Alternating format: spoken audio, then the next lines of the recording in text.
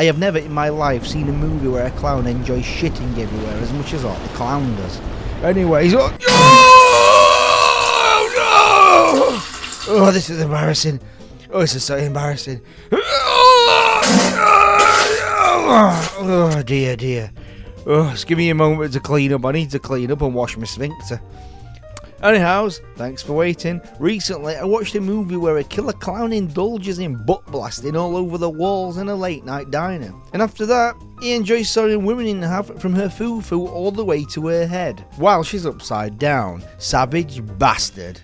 Anyways, let's smarten ourselves up and talk Terrifier. The cruelty of Terrifier. We've had a plethora of cruel acts of violence from these demons in makeup, all equally as disturbed as the next. But do any of these horror clowns match up to the cruelest clown of them all from 2016's Terrifier? Well, you beautiful viewers of mine, this clown enjoys butt blasting in public restrooms and cutting nude women in half while upside down. But before we get on with Art's adventure of trying to court the love of his life, in his first feature-length movie, starring him of course, we see this beautiful chuff hacking victims up in a short film named The Ninth Circle, and you can clearly see the influences that The Ninth Circle had on Terrifier. After The Ninth Circle, Art the Clown appeared in a horror anthology movie called All Hallows Eve from 2013.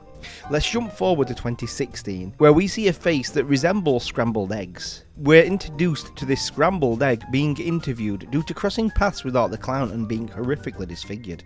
According to her, Art the Clown is brown bread. He's dead. She says she saw it happen in person, but while she's saying this, we see that Art the Clown isn't sleeping with the worms.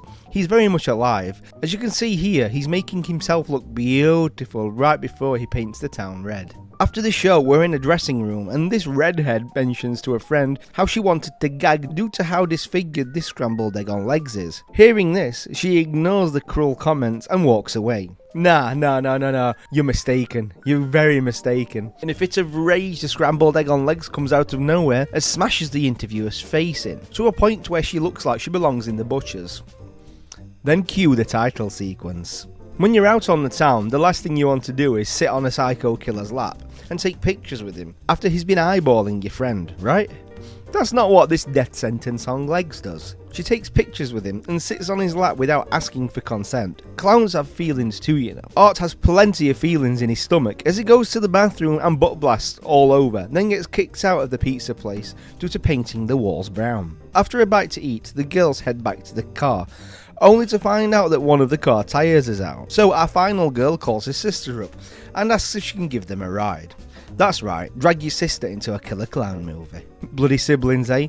Meanwhile, we see the extent of Art's rage as he heads back to the pizza place, where he painted the bathroom walls brown and brutally killed the poor guy that threw him out of the store earlier on. Not only did this poor chap clean Art's chocolate pudding up, he politely decides to paint the pizza place red with this chap's blood. One of the young women does what every woman shouldn't do in a horror movie, and decides to go to the nearest creepiest building in the area so that she can take a leak, as you do. She's introduced to the local window licker who thinks this is a real baby. Anyhow, after taking a leak, she heads to the door and comes face to face with Art the Clown, and as you can see, he's got red on him. After seeing this in a doorway, she does what we'd all do, run like hell. But you know what those dastardly killer clowns are like, eh? He chases after it and manages to get a few stabbies in. After a little struggle, he does manage to catch it and then he ties her up. This chap's headphones must be great. Today's sponsor is Raycon. I'm just messing, I'm just kidding with you. Art, being the giving kind of guy that he is, decides to throw a party. He's politely invited her friend along. This party though is not the kind of party you think it is. This is a murder party. Art reminisces about the pizza place earlier, where she sat on his knee and took plenty of photos without Art's consent. So what does Art do? He hangs her upside down in front of her friend, who is our final girl, and cuts her like a slice of pizza all the way from her foo-foo to her face. Lovely. And then the icing on the cake is Art decides to take a photograph of it, a few selfies, just like she did of him earlier on. Our final girl understandably is furious. She breaks free to beat down Art the Clown. Before she deals the death blow though, Art does what most horror icons usually don't do. He pulls out a handgun and shoots her. But she's our final girl, right? How does she escape? She escapes to the afterlife, of course. There's no coming back for her as he pumps her face full of lead. Where do we go from here? Remember earlier on when she called her sister? Well, her sister's turned up to pick her and a friend up. She quickly finds out that they've become maggot food, as she lets herself into the creepy old building, as people do. Then we cut to Art, who's met the local crazy person from earlier on, and she asks Art if he has any kindness in him. If you think he does, then you're sorely mistaken, my friends, as Art skins and scalps the woman and wears her skin and scalp while hunting the earlier victim's sister. Can this get any crazier, I hear you ask? Yes, it can. After scalping another chap, Art finally catches up to the sister on his little bike. Look at him. Look at him. He's having the time of his life, bless him. He loves it. Art, being the ladies' man that he is, decides to take her breath away, but she isn't having it and stabs Art and plays chase. Then Art comedically gives her the finger. This is probably the point in the movie where she loses all hope. She finds her sister, who is missing her face, and she realises that there's no bringing her sister back because she's dead. She's sleeping with the worms. She's been eaten by the maggots. While she's at possibly one of the lowest points in her life after seeing her sister brutally killed, Art turns up with a chain, and it has scissors and scalpels attached to it, and then it proceeds to whip her, but luckily for her, the janitor from earlier saves her. Didn't save her sister though, did he? But you know the rules by now, they don't stay safe for long, and Art catches up with them, and caves the janitor's head in like a smashed melon.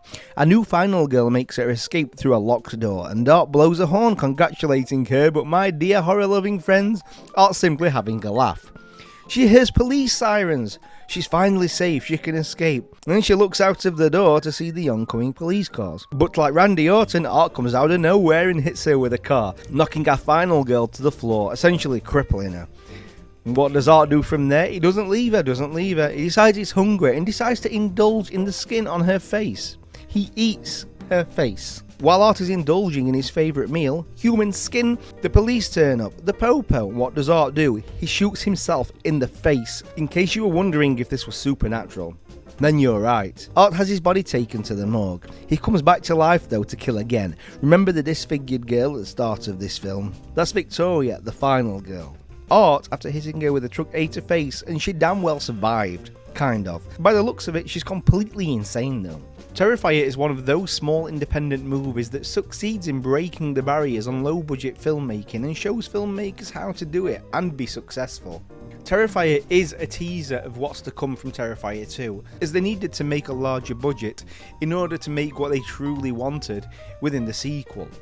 It isn't a film that breaks down every barrier though, as it's just a taster of a larger, more in-depth story of what's to come within the sequels.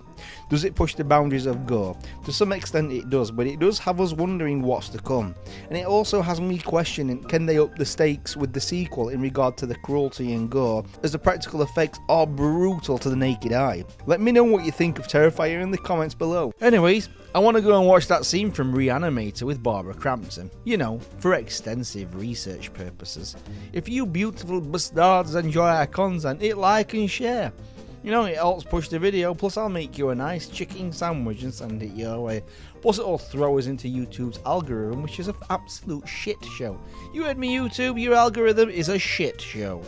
Anyhow, that was the Movie Massacre Show with Terrifier. Join our damn cult, City.